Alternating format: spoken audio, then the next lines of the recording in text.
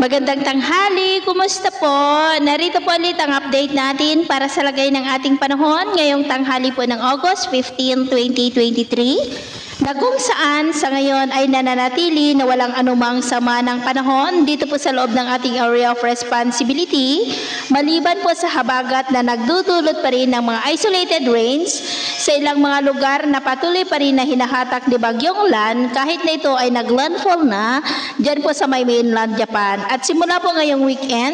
dahil sa inaasahan na magsisimula na muli ang paglakas ng habagat at ang pagkakabuo ng potensyal na mga sama ng panahon na mas lalong mga hatak at magpapalakas ng habagat ay asahan po natin ang mas maulan na panahon sa mas malaking bahagi po ng ating bansa, lalo na po yan sa dakong hapon at gabi. At sa atin naman pong long range forecast ay wala pa naman pong bagyo na nakikita na tatawid dito sa ating bansa hanggang sa susunod na 2 linggo,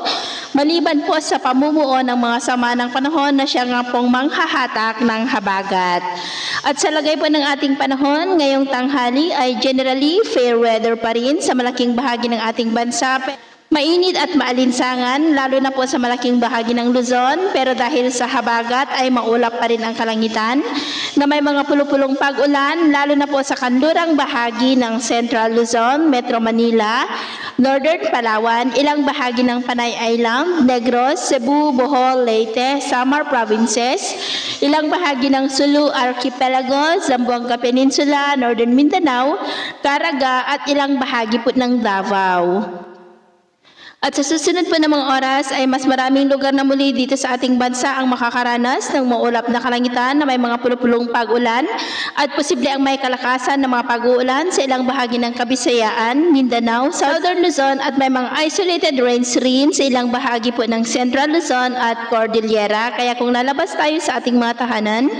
ay ugaliin lamang po natin ang magdala ng kahit anong panangga natin sa init ng araw at proteksyon na rin po sa mga biglaang buhos ng ulan. At sa atin naman pong mga baybayin, wala naman po tayong nakataas na namang gale warning signals, pero iba yung pag-iingat lamang po kung papalaot tayo para mas makaiwas sa mga sakunang pangkaragatan. So, yun po ng latest update natin sa araw na ito.